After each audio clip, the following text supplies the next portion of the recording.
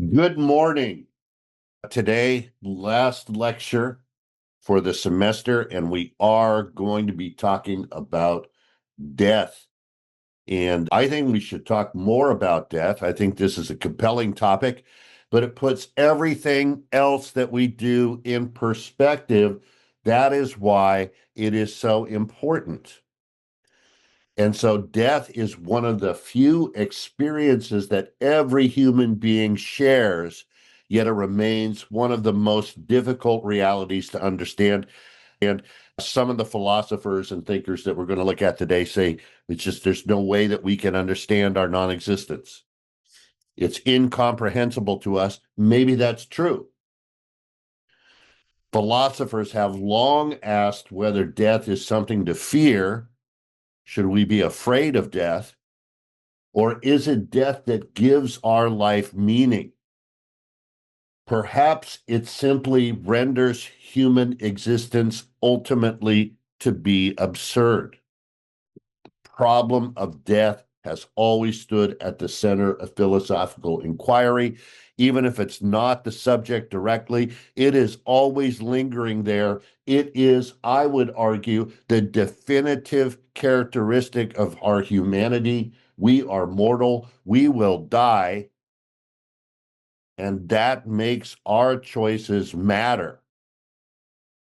The most obvious question, I think, when we think about death and our reluctance to think about death, and we are reluctant to think about death, it's because we're afraid of death.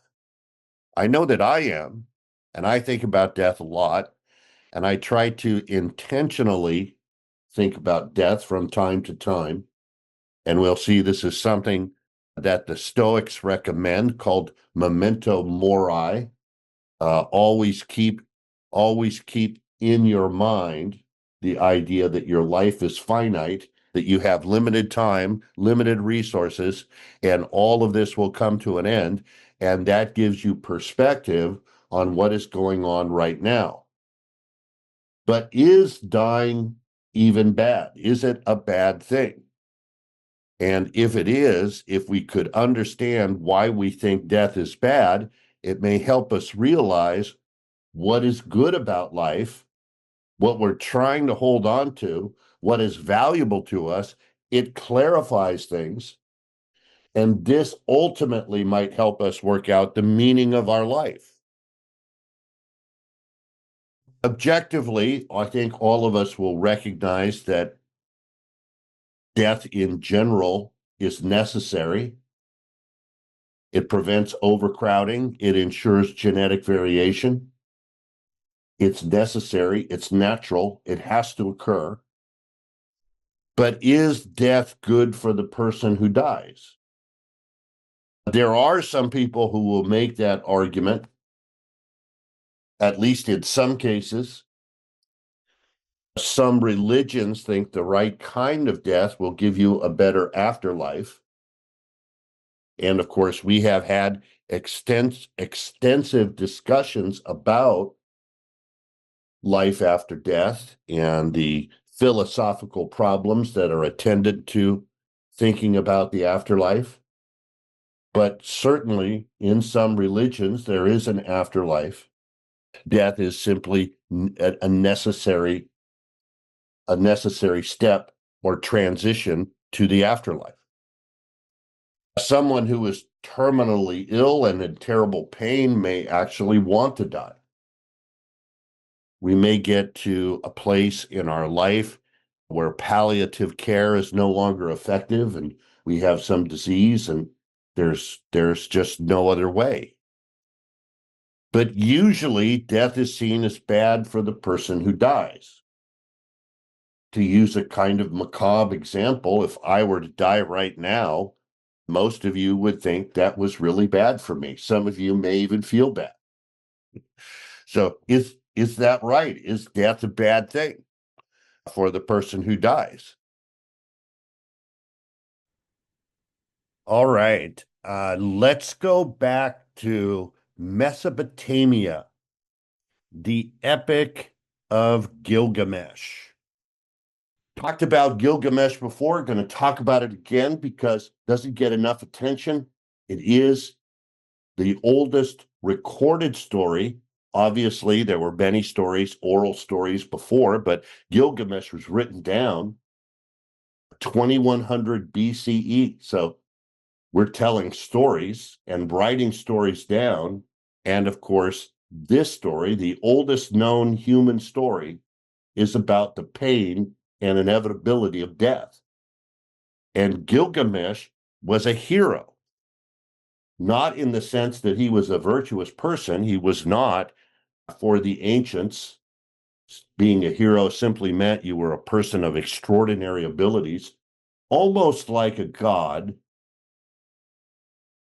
But Gilgamesh was a was a was a king, and he was very strong, and he was a great warrior, but he was tyrannical. He was despotic. He was also arrogant. And as we know from almost all of these stories, and it doesn't matter, what culture you're talking about, could be the Greeks, Mesopotamians, Babylonians, Assyrians, arrogance is never good. And the gods punish arrogance, right? And so the gods create a foil, an adversary for Gilgamesh, another great warrior, a beast man named Enkidu. And he's a horrifying, in a way, he's monstrous. He has horns, and he's created really to be a foil to Gilgamesh, to humble Gilgamesh. And of course, there's a great fight. And over the course of this just titanic struggle, this epic struggle between Gilgamesh and Enkidu, they come to respect each other. And after they fight, they become friends. And really more than friends, almost even more than brothers. Gilgamesh loves Enkidu. They have this bond. They become inseparable. And they have a variety of adventures, and they travel and they fight, and they take on monsters and everything. Though in this world, we know, even for great heroes like Enkidu and Gilgamesh, everything is provisional, everything is temporary, and Enkidu dies. And the grief that Gilgamesh feels just rips him to his core. He's really just completely despondent, and he becomes obsessed with immortality. What good is it to be an extraordinary hero? What good is it to be the strongest person on earth if you cannot defeat death, if you're still going to die? And this is the one characteristic that makes us human. This is really the essence of our humanity. And for the Greeks, right, this is the way that they distinguish between human beings who are mortal and the gods who are immortal, who will live forever. But death is the reality for humanity, right? Death is the reality for humanity. And of course, the Mesopotamians here giving us the same story. So Gilgamesh wanders the earth and looks for a cure for death. He looks for the something that will make him immortal, and he finds a very, very old man named Utnapishtim, and Utnapishtim tells him about, this flower that conveys the gift of immortality, and he pursues it, and he nearly, he has to go through all of these adventures, and he nearly obtains this, but right at the moment, right when he's on the threshold of success, he loses it. And he comes to the realization that, like everyone else, he has to die. But this is the way that it has to be. And ultimately, even Gilgamesh must accept that death is unavoidable, and so we must find meaning someplace else. And for humans, that is found in wisdom, in love, in friendship, and the achievements one leaves behind. And so here's this great quote from the Epic of Gilgamesh: "What you seek, you shall never find. For when the gods made man, they kept immortality for themselves. Fill your belly. Day and night make merry. Let the days be full of joy. Love the child that holds your hand. Let your wife delight in your embrace, for these alone are the concerns of man. You will die." Extraordinary. I mean, just extraordinary. There's a nice little essay about immortality, and it's about this play. And I wasn't, before I read the Bernard Williams essay, I was not familiar with this play. It's called the Macropolis Case, and it is about a woman who lives for 300 years, and she has an elixir of immortality.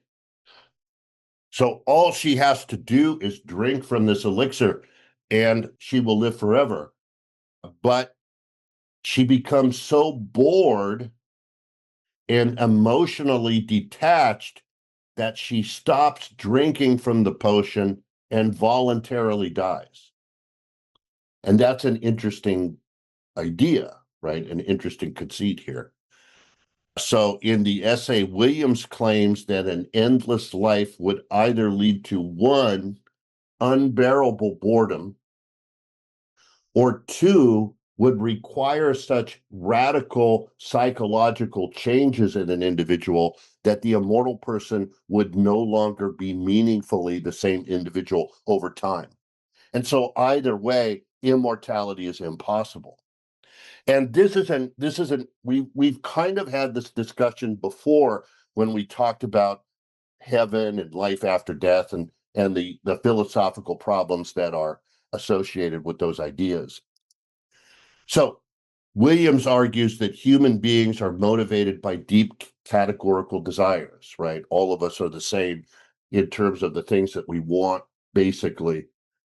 And these are projects that give us reasons to live. We all have reasons to live, right? I mean, think about it. What is the thing that gives your life joy? What are the things that give your life purpose and meaning? The problem is that over an infinite lifespan, these desires will eventually all be exhausted.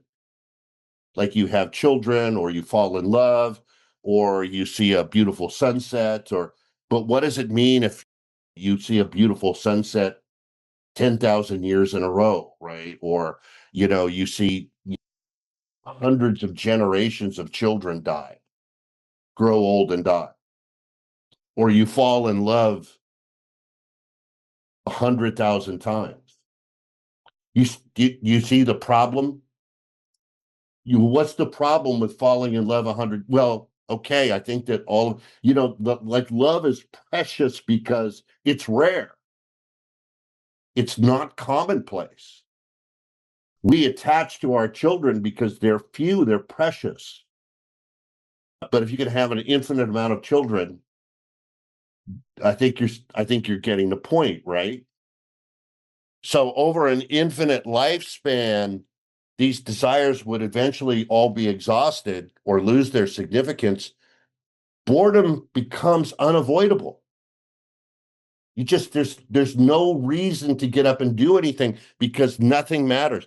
By the way, this is the problem with the gods in the great tragedies. And this is why the great tragedians like Aeschylus and Sophocles and Euripides, they don't usually write about the gods directly.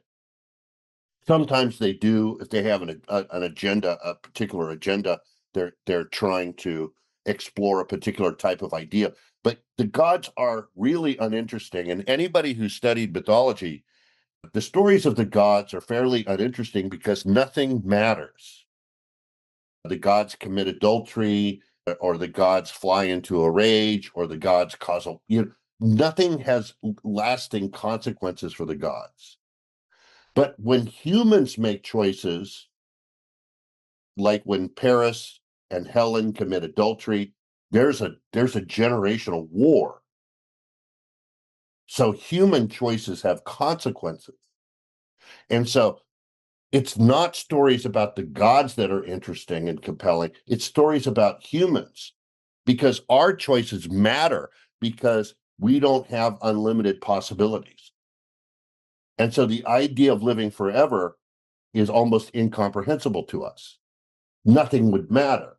It would be endless repetition. Williams goes on to argue that even if we could escape the repetition and boredom after centuries, we wouldn't be the same person in any meaningful way. We would lose our personal identity. So immortality leads either to unbearable boredom or a loss of self. So for Williams, mortality is what gives human life urgency, structure, and seriousness. Without the limits imposed by death, life would become empty, repetitive, and detached from the very qualities that make it meaningful. Human projects matter because our time is limited. It's running out. And every day that goes by and every choice we make, we understand they're just things that we're not going to be able to do. And so our choices really matter. Okay, let's look at some of the philosophical approaches to death, and maybe we can get some clarity here. Socrates on death. Socrates argues that only ignorant people fear death. Okay, just come out and say it, Socrates. Only the ignorant fear death. Nobody can know what happens. Okay, no one can know what, there aren't witnesses. There are people who see bright lights when they're on the operating table. Nobody comes back after 6 months or a year and says, this is what happens. So no one knows. Some philosophers teach that death is pure annihilation, that that's it. We live, we die, end of story.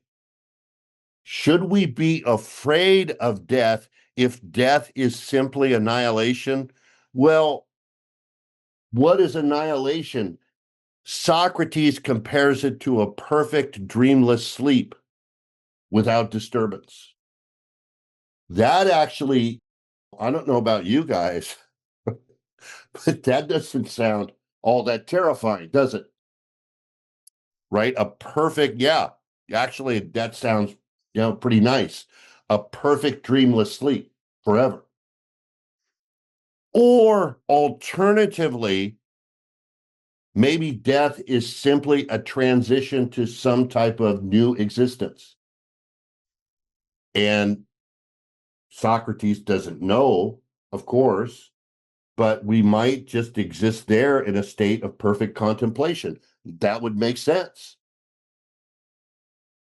Some theologians, like Paul Tillich, will say we merge with the mind of an infinite God or something. And okay, there are lots of stories and there are lots of no one knows. Plato does not, or Socrates does not see this necessarily as a bad thing. We just transition to some kind of new life. So either way, there's nothing to fear. Now, Christina, we get to the Epicurean argument that made an impression on you, and I think for good reason. This is a famous argument, and it is a compelling argument. Epicurus says death cannot harm us, and that which cannot harm us is not bad. Okay, what does he mean? How is it possible that death can't harm us? We're afraid of death. Death is always lingering on the periphery. We see it coming. We're afraid. how could it be that death is not harmful? Here's his argument. We can only be harmed while we're alive. That actually kind of makes sense, doesn't it? When you put it that way, we can only be harmed while we're alive. Now, what is death actually? What is death? Death is not part of life. It is the limit of a life. When I am no longer alive, people simply refer to that as my death. But it's not actually something that happens in my life. Therefore, death cannot actually harm me. Death does not happen in my life. It is the limit of my life. A limit of something is not part of that thing. And this is how Epicurus puts this in a very succinct way. Why should I fear death? If I exist, death isn't there. Can't be, because it's not part of life. If death is, well, I'm no longer there. Why should I fear that which cannot exist when I am there? So I have nothing to fear. If death is there, I am gone. So my death will not actually affect me because I won't be around to experience it. You know, this is so true. I won't be there. And then when Socrates is waiting to die, right, the jury has sentenced him to commit suicide by drinking the hemlock. One of his disciples comes to him and says, Socrates, what should we do with your body after you're dead? And Socrates says, anything you want. It does not matter to me. I will no longer be there. Deborah says, my husband says, do what you want when I die, because I'm not going to be there. What difference does it make? Deborah, I don't know if your husband has read the Phaedo or any of the Socratic dialogues, but yeah, that's the same conclusion that Socrates gets to. So you could tell him that. I'm not going to be there, right? It doesn't matter. Should we worry about what happens after we die? Well, Epicurus says, no, don't worry about the time after you're dead. Think about it this way. Have you ever thought about the world or the time before you were born? Have you ever had this thought, my goodness, how did the world get along before I was born? How did they get along without me? You know, they got along just fine. They did. And so the same is true after you die, everything is going to be fine. So don't waste any time thinking about that. It's just a waste of time. There's an objection to this argument, and the objection comes from Nagel. We've read Nagel many times. All of this is true. All of what Epicurus has said is true, but our death will deprive us of things we might have been in the future. And so there are harms that can be only conceptualized in this way. There are some harms that are harms because of their relation to your previous states. We refer to these types of harms as harms of deprivation. And this is what Nagel is talking about. What makes death bad is it deprives me of certain things. It deprives me of a future. It removes all the endless possibilities I could have had to see and experience additional things. I will never get to see those things. I will never get to fly in a hot air balloon. I will never get to skydive. I will never get to see my friends again. If I die, there's lots of things I will never get to do or become. And Nagel uses this example, and it's an interesting example. Why does the death of a 20-year-old often seem more tragic than the death of a 95-year-old? And it does. Well, what's the only way we can explain this? Because the younger person loses more potential future goods. That kind of makes sense. We judge death by comparing the life we have actually lived with the life that we could have had our life continued. And so, why death is a bad thing is because we lose our future. We lose the life we could have had. Now, I think this is true, but it might be true in a trivial way because we can make the deprivation argument not simply about death, but lack of resources. I mean, there's lots of things that I will never get to do. So there are lots of, I mean, if deprivation is a harm, even if I stay alive, there are certain things I'll never get to do. And that maybe that bothers me. I guess could we call this the FOMO argument, the fear of missing out argument? I don't want to die because I'm gonna miss out on all of these things. I'm already missing out on a lot of stuff, right? Okay, Stoicism. Now, the Stoics, again, we've mentioned the Stoics. It's hard to talk about death and not talk about the Stoics. The Stoics think about death all the time. I mean, not in a morbid way, but in a constructive way. And of course, for the Stoics, death just part of nature. What did you think was going to happen? I mean, you're organic.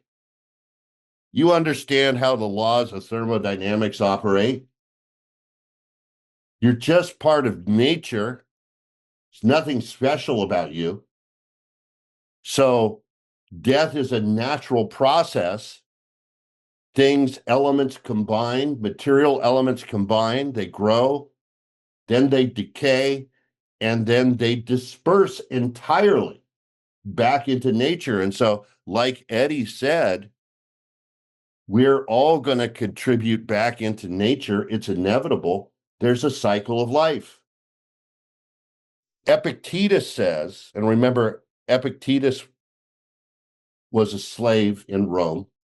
Aurelius was an emperor, and both come to the same conclusion about life.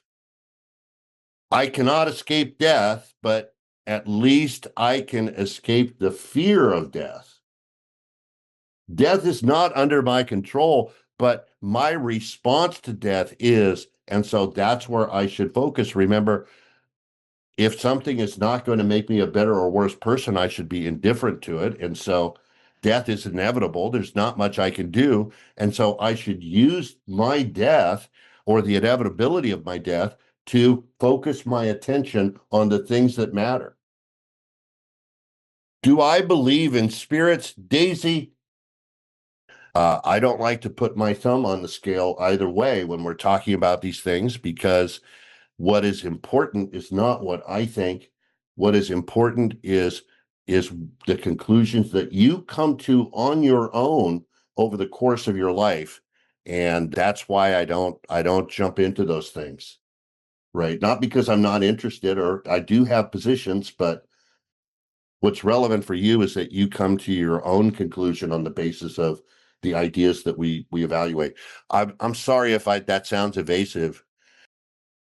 And again, one thing I have told you, and I take this seriously, is that our opinions are provisional and should be modified in light of new thinking or new information. And so that is something I believe. Absolutely. Again, for the Stoics, death is natural and universal. Death is one of life's events that we have no control over. While we may be able to delay it through the avoidance of danger Ultimately, it will find us whether we are ready or not. This is a great film. I don't know if any of you have seen this. It's a Swedish film called The Seventh Seal, Ingmar Bergman. And man, it is great. It takes place in the Middle Ages and during a plague.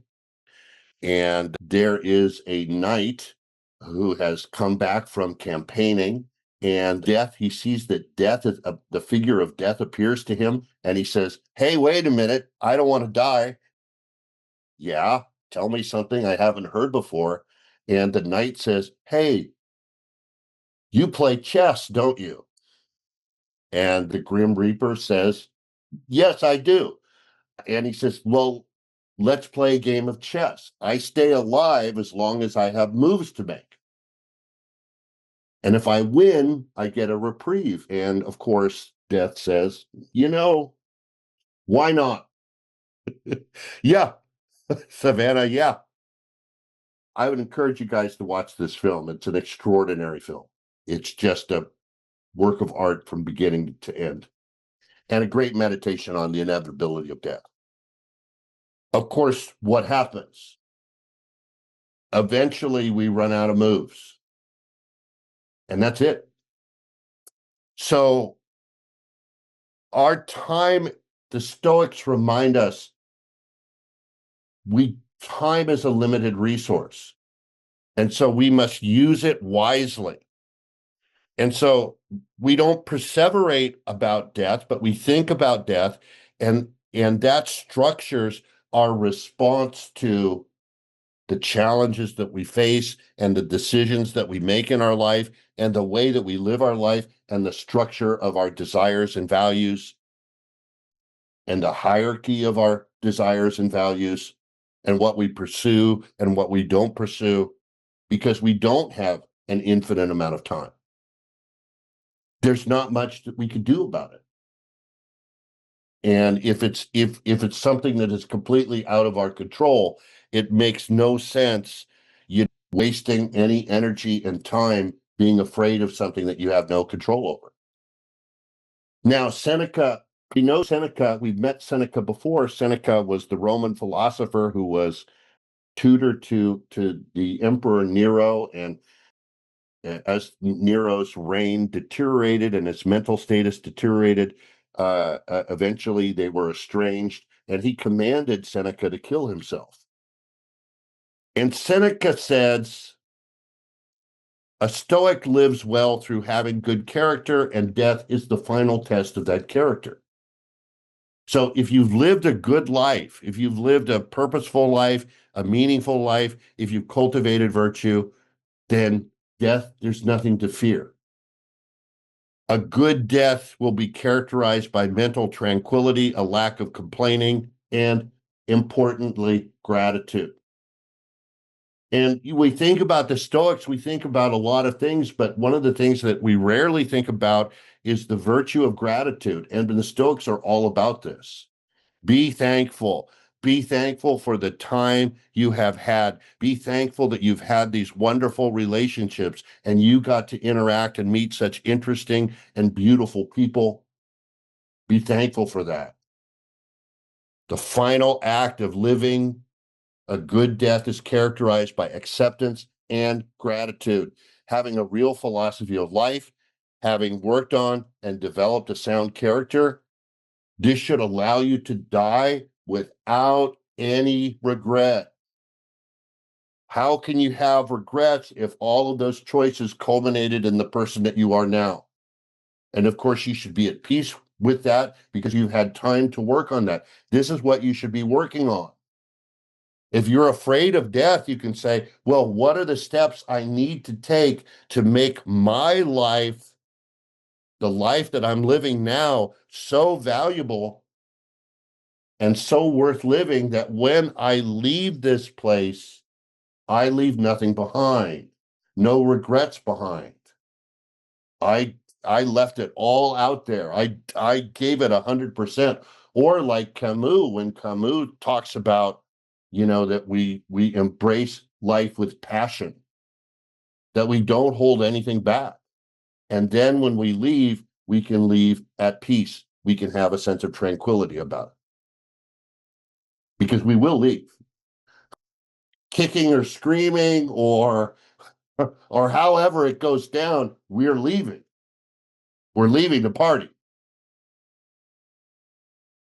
Now, in Buddhism, we see the same. Again, we've talked about this a little bit.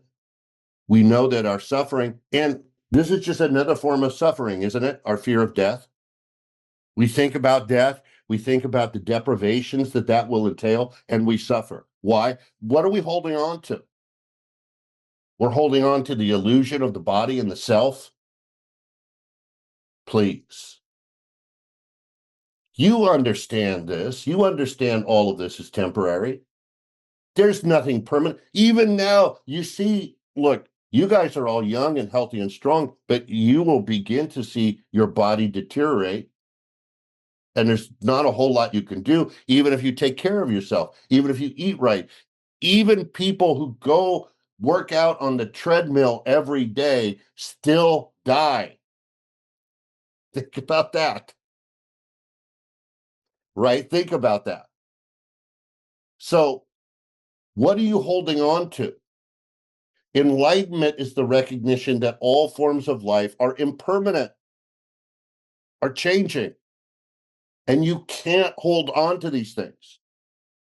Daisy says, I think part of the reason humans struggle with death is because it's an unknown. Yeah, and we'll talk a little bit about that as well. And then we'll never get an answer to. Consciousness is both a blessing and a curse. What a fantastic comment, Daisy. In Buddhism, death is the most important manifestation of impermanence. Absolutely, right? Think about this metaphor. When a wave crashes into the ocean, what happens to the wave? Where does it go? It doesn't disappear. It simply returns to its source. It returns to where it came from and where it is supposed to be. The wave was just a different way for the water to be for a little while. That's the self. Death can be seen as a return to the fundamental nature of existence. Our individual self was always an illusion. It was never real. It was always impermanent. And the wave will return to the ocean from whence it came. Can't hold on to that. Montaigne, very important writer, fantastic writer, thought about death a lot. Montaigne argues that the fear of death is one of the greatest sources of human misery. And the entire task of philosophy, so you take a philosophy course, you're like, why is philosophy valuable? The entire task of philosophy is to teach us how to face our death with serenity.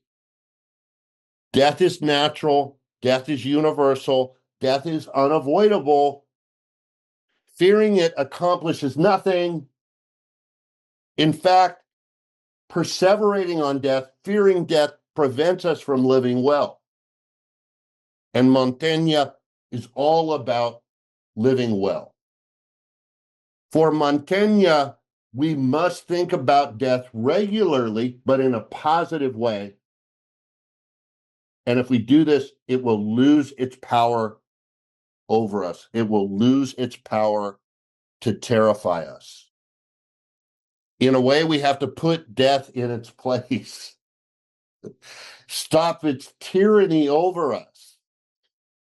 By reflecting on our mortality, we learn to detach from unnecessary anxieties and to savor the present moment. It's the present moment that matters. And fear of death interferes with our ability to live our life as we want to live our life. Dying is just part of living. Each moment of life already contains the movement towards death. Your life is unraveling anyway. It's spiraling towards death. There's nothing you can do about it. Learn to live in the moment. Learn to appreciate the moment and the things that you have.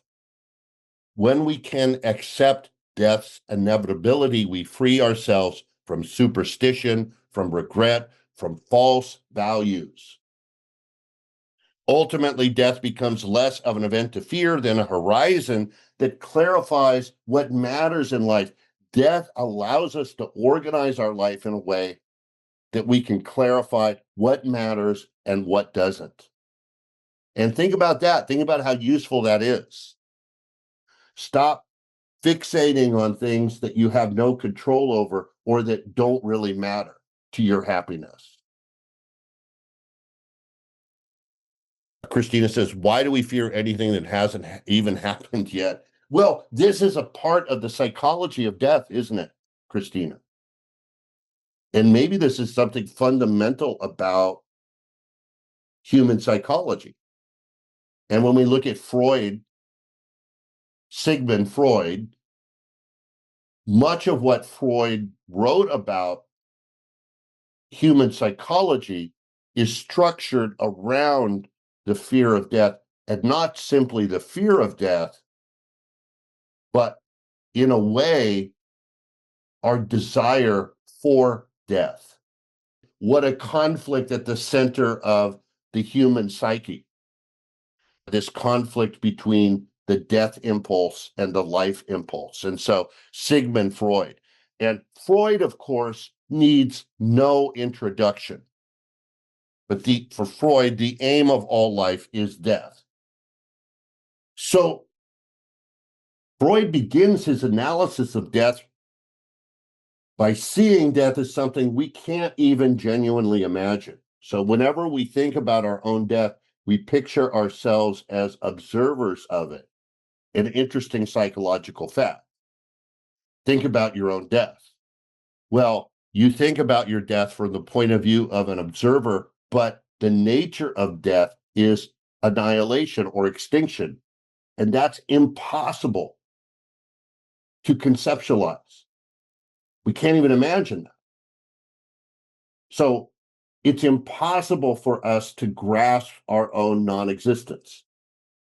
And that's an interesting starting point for Freud. Yet, for Freud, there's a fundamental drive towards death that draws us towards death. So, I mean, in a way, we think about it all the time and we're afraid of it, but we're also strangely drawn to death in a way. And human life becomes a balance between the life-preserving force he refers to as eros and the deep hidden pull towards dissolution, which he refers to as thanatos. And so there's a death instinct, a death drive. And human culture, human civilization is all about trying to keep the balance between eros on the one hand and thanatos on the other. Now, what about this thanatos? This is a compelling idea, is it not? That all living things contain a fundamental drive to return to an inorganic, tensionless state or death. So all living things have a fundamental drive towards death.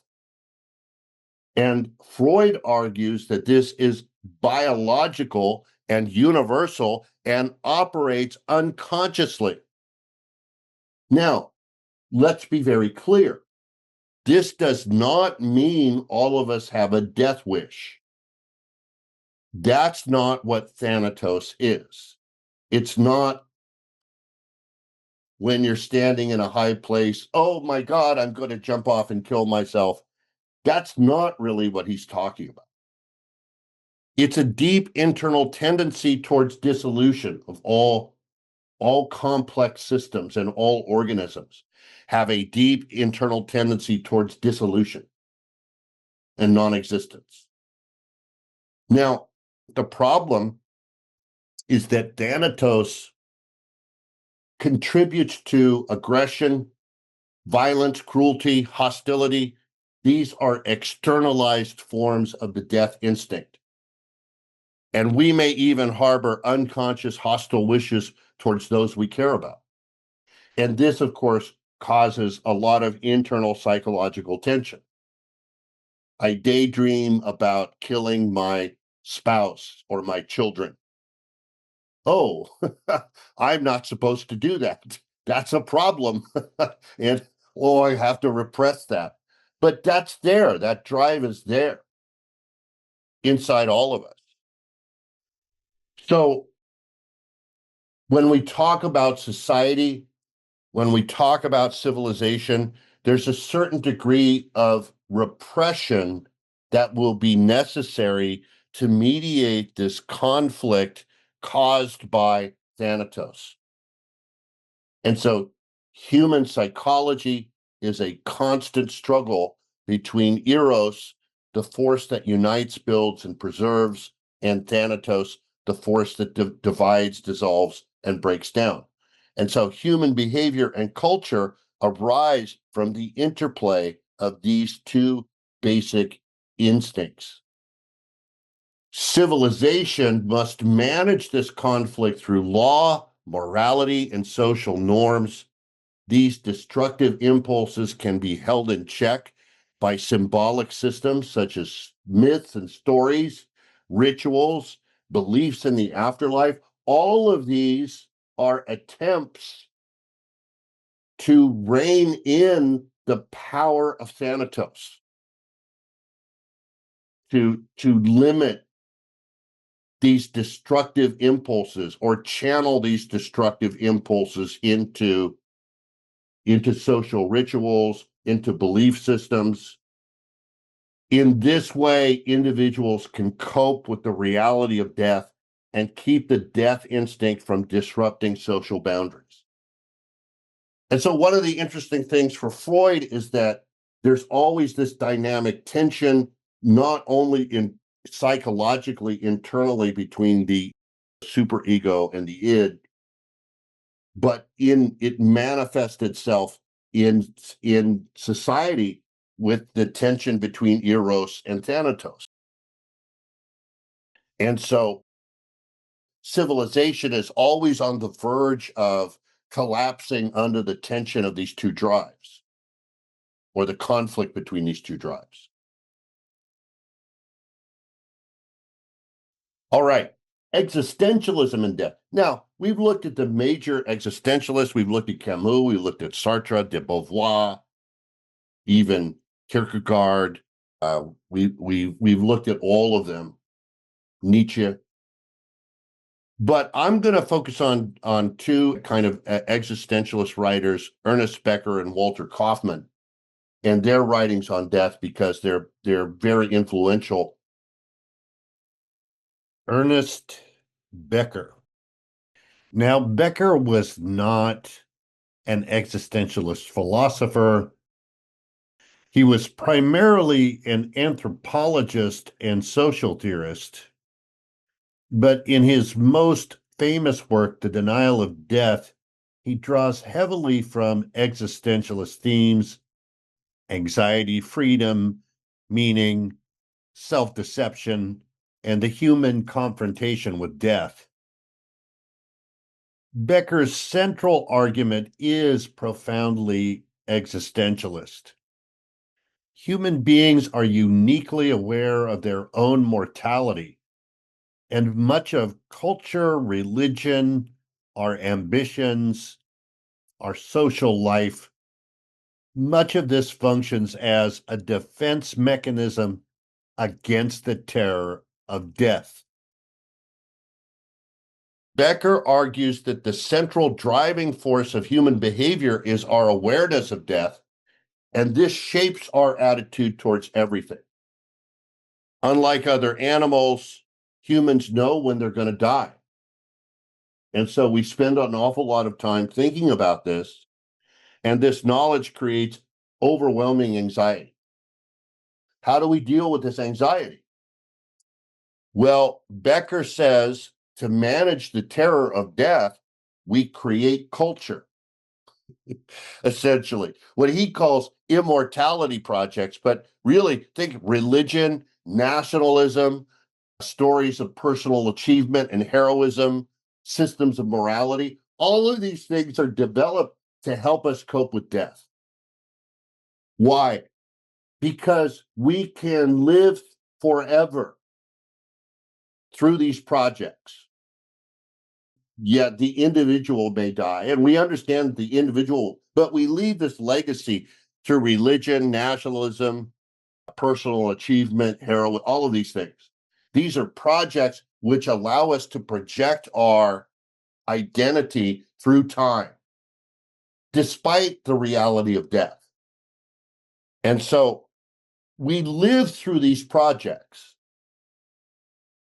and we see that our lives have meaning beyond the end, beyond that our lives have meaning in the context of these larger projects.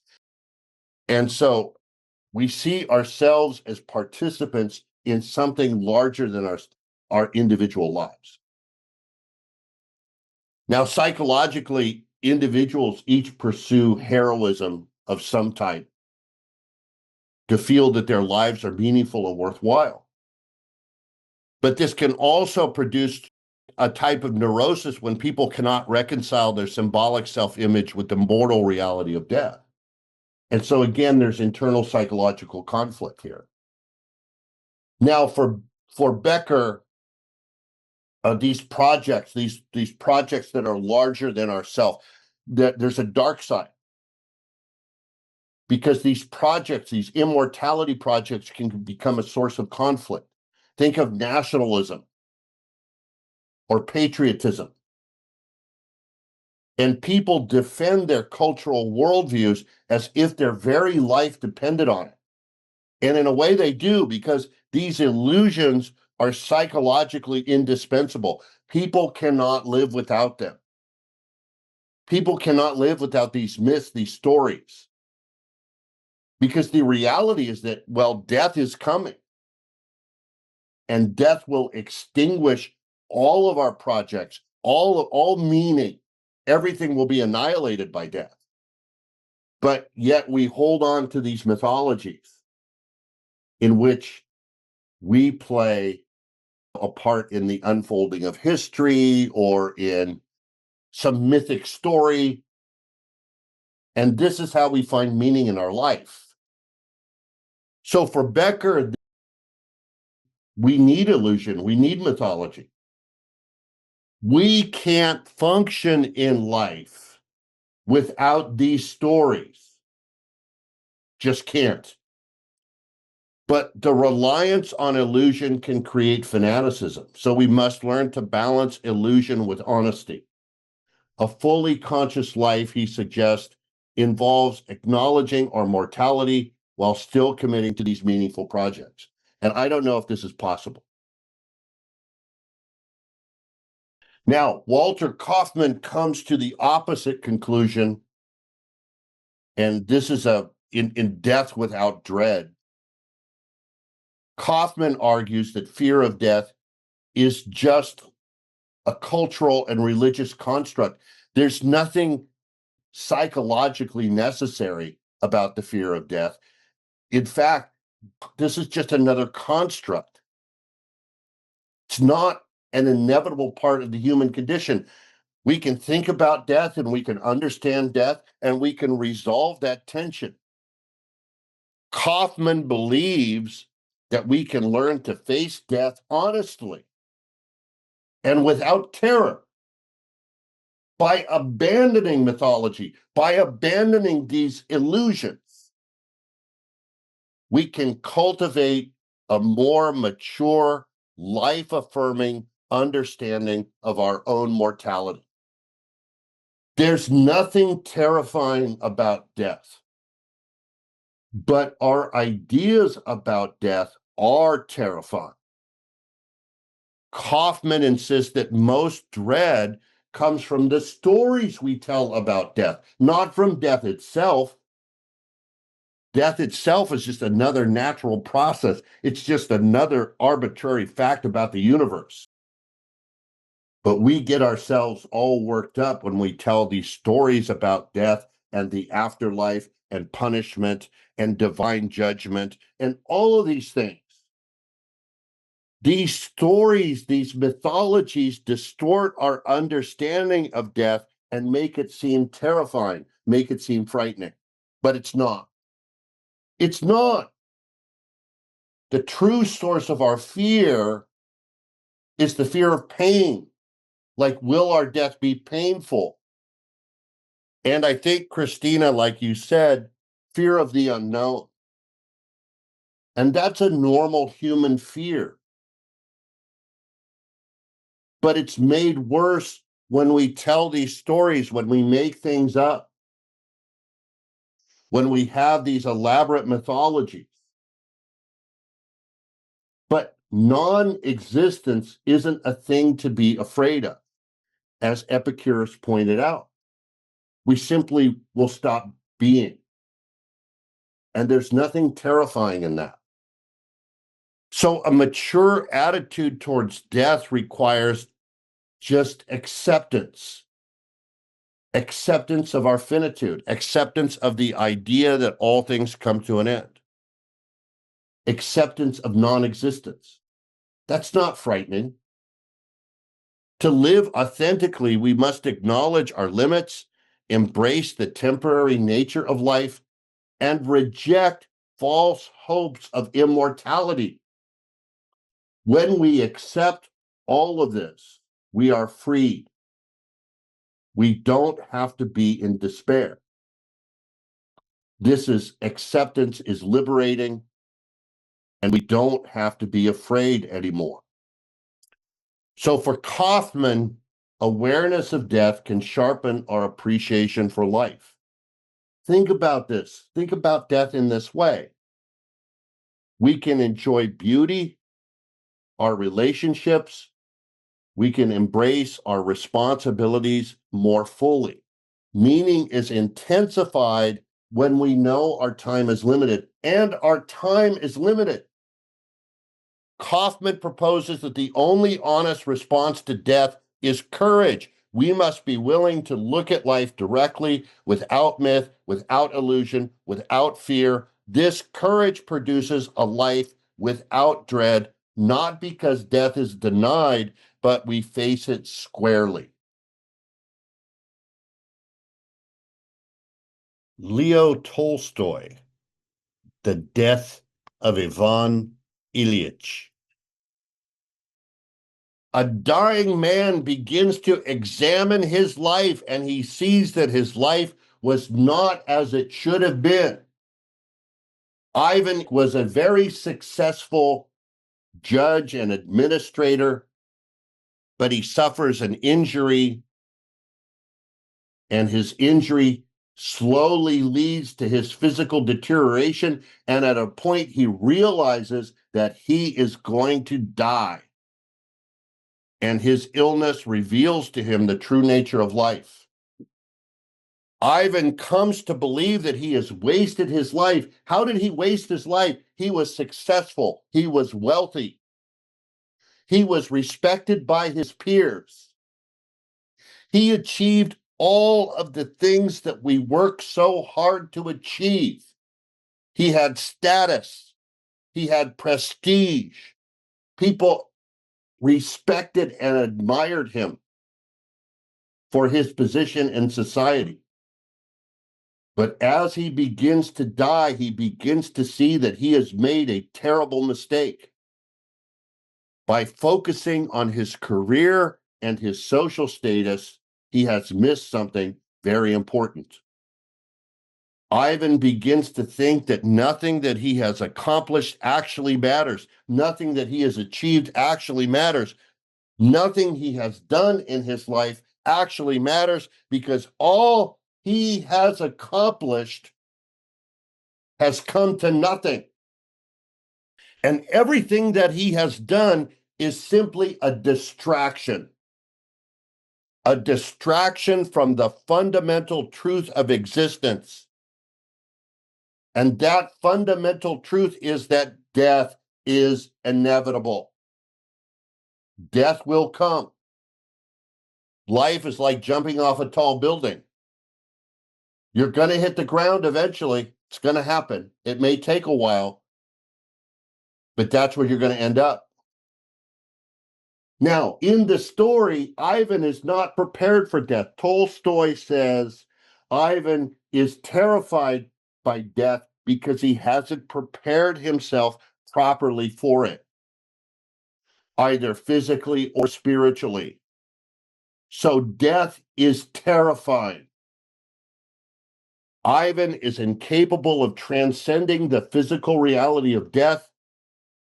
He's incapable of understanding its inevitability. Why? Because he hasn't done the work. He has focused on the wrong things. He has focused on money. He has focused on wealth. He has focused on prestige. He has not done the spiritual work necessary to come to terms with his own life. And so death terrifies him. Of course, death terrifies him. But Ivan comes to understand himself in a different way at the threshold of death. And this is not an uncommon experience. As Ivan lay dying, he understands now, finally, what is important. Ivan sees the importance of the spiritual life. And as he grows towards understanding, he moves beyond his own suffering by turning away from the body, by realizing the physical is temporal, temporary, and embracing the spirit. He begins to realize the importance of love, of compassion, and human connection. And ultimately, this realization brings him peace and tranquility, and he is finally able to die without terror, without fear. He is finally able to reconcile himself to the fact of human mortality. Now, only a couple things left. Only a couple things left. Only a couple things left. You guys doing okay? We're almost there. Now we're going to look at the essay by Janan Ismail. And this is one of my favorite essays on the topic. And Ismail argues that these approaches that we've been talking about, maybe this is the wrong way to think about death. Maybe death is actually the thing that gives the rest of our life meaning. And that's an interesting argument.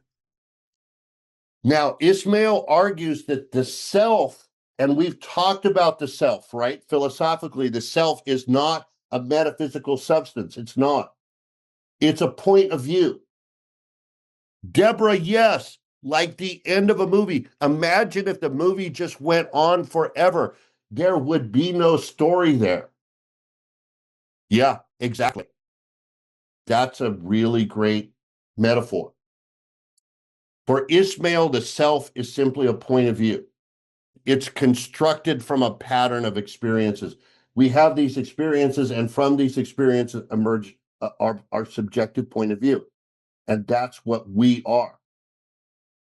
So death, on this view, is simply the dissolution of one perspective, not the annihilation of a soul. What ends is the first person point of view, the narrative standpoint through which the world is experienced, and that's all that's lost.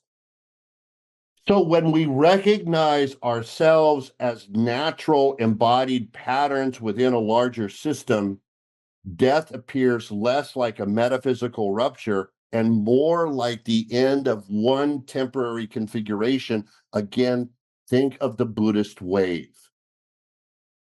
The wave is simply a temporary configuration that returns to the larger system.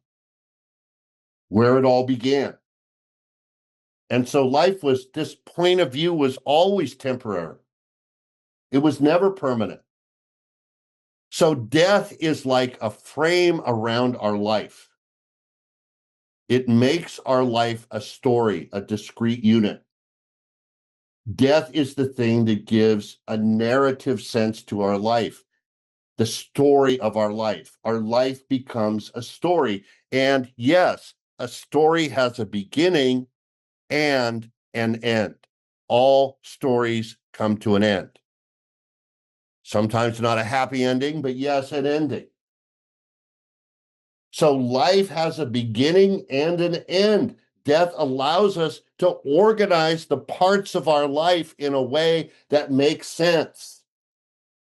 And so maybe you have had this experience when somebody dies.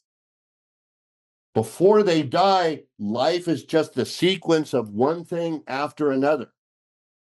But after they die, you can begin to make sense of the larger picture. It's the ending. It's the ending that gives structure to the story. And so once we're gone, everything can make sense. What makes a story meaningful? Ask yourself this, right?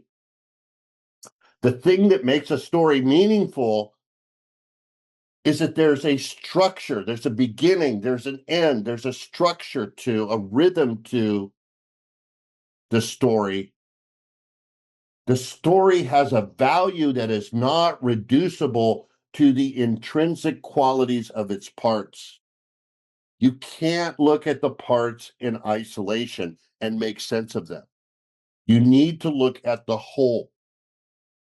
When you look at the whole, you can see how the parts relate to each other, right? But again, there has to be a frame around the picture in order for us to make sense of it, or even to identify it as a picture at all.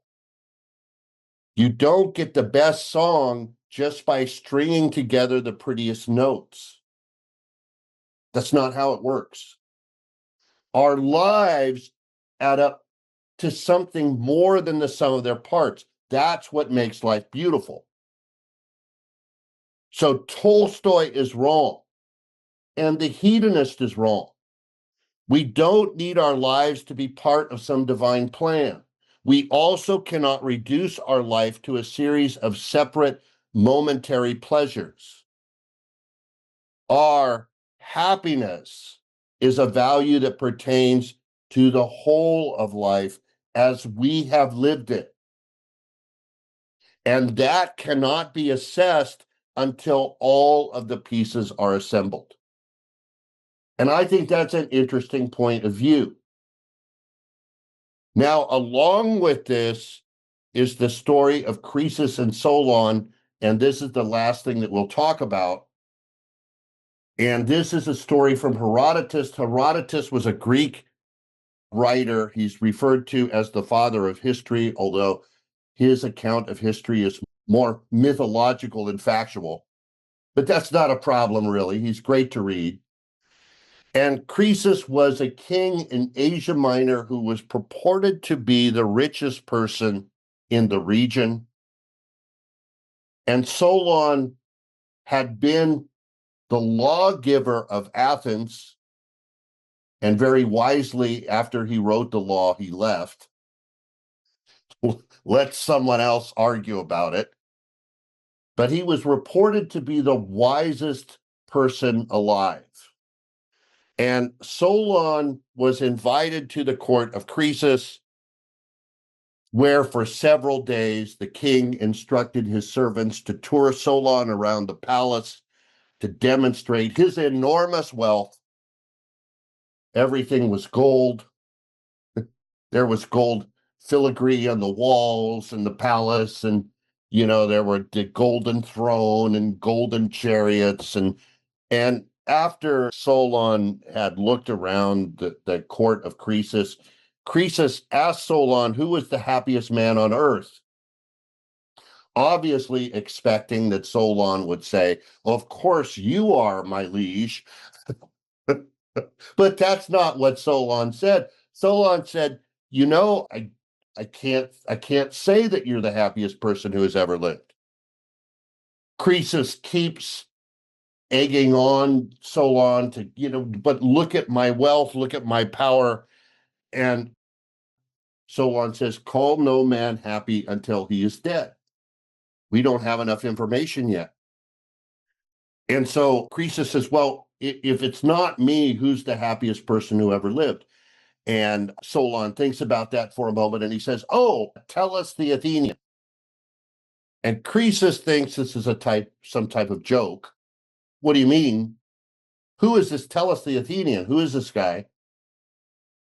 And Solon tells the story of Tellus. He was an Athenian. He lived in a prosperous and just city with good laws. He had children born to him that were beautiful and virtuous. They never brought shame on the family. He saw his grandchildren born. He had good friends. He had a loving wife. They had a great household and a great life together. He wasn't terribly rich, but he had enough, material resources that he didn't have to worry about anything.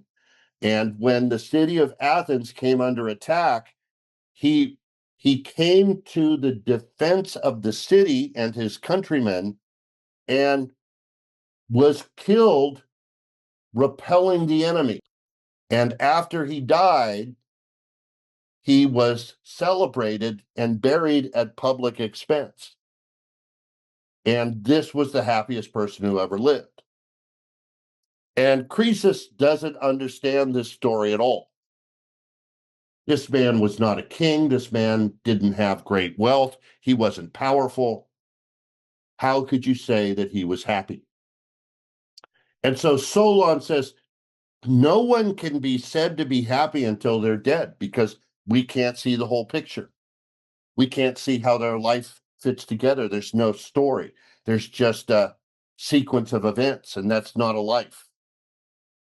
And so Croesus gets very angry at Solon and he kicks him out of his estate. But Croesus keeps thinking about what Solon said, and he perseverates on it. But he draws the wrong lesson from the words of Solon. And so he decides, he says, look, maybe I need more stuff. Maybe I need more riches. Maybe I need more gold. If I attack my neighbor, Cyrus the Great, and I take over his kingdom, well, maybe then I'll be the happiest person who ever lived. And so Croesus goes to the oracle at Delphi, and the oracle is a temple to Apollo. And if you go to the oracle will answer your questions. And the oracle will tell you the truth, but maybe not in a way that you understand. And so when Croesus goes to the oracle tells him, if you attack your neighbor, Cyrus the Great, you will destroy a great empire. Now think about that. Croesus, who's not very wise, interprets the oracle as saying, if I attack my neighbor, I will destroy his empire. But that's not actually what the oracle meant. Does anybody see a problem with what the oracle is saying here? Yeah. Croesus attacks his neighbor and he does destroy a great empire. Unfortunately, it's his own empire. And he loses everything. And he's captured by Cyrus the Great. And just as Cyrus is going to execute him, he hears Croesus yelling the name of Solon. Solon, you were right. Call no man happy until he is dead. Cyrus is interested in the story and he listens to what Croesus has to say and he spares his life. Now, Solon reminds us that our lives can be turned upside down at any moment. Illness or war can undo a lifetime of success. Pride in our accomplishments can blind us to the fragility of fortune. True happiness can only be measured across the span of an entire lifetime. and it is best obtained by pursuing wisdom and virtue rather than material wealth, which can be easily lost. Only when our lives are at an end can we truly make a judgment about our happiness. Human life is fragile, good fortune can be temporary, pride blinds people to reality, and a meaningful life depends more on virtue than gold. And that's the story that we should take, or that's the theme that we should take from Solon. Now, one final comment before we end, and this has been a fantastic journey. And I want to, before we end, and I've what a great opportunity to spend this time with you guys, and it means an awful lot to me that you have chosen to take time out of your busy lives to watch these lectures and talk with me. But I do want to go back to the Stoics one more time. And it is this Stoic idea of memento mori. And it's taking a little time every day to contemplate our mortality. Know that you will die. Thinking about our own death allows us to overcome our fear. It also encourages us to take our current lives more seriously because we know our time is limited. Death is inevitable for ourselves and those we love, and understanding that can give us a more profound sense of gratitude, of thankfulness for the time we still have together. Every single moment is precious. We don't get that time back. Knowing that we have only a finite period of time to be alive forces us to use that time wisely. There are no do-overs. We don't get a chance to undo the damage that we do. Think about that in your, I'm begging you, think about that in your relationships with other people. Think about what you say. Think about how you treat those relationships. You will not get a chance to do anything over again. Every choice to do X is a choice not to do Y. And eventually, we just run out of time. Are you waiting to do something? Are you waiting to tell somebody something? Do it now. You may never have the opportunity to do that again. Every moment is precious. So life is precious because it's short and it ends. This is why how we choose to live matters so much. All right. We did it. Wow. Deborah, I just wanted to say honestly, it made me think about things a completely different way. Really enjoyed your teaching. Thank you so much. I really appreciate that. So glad I got to know you. I feel the same. Even if it was over Zoom lectures, I feel the same. Yes, absolutely.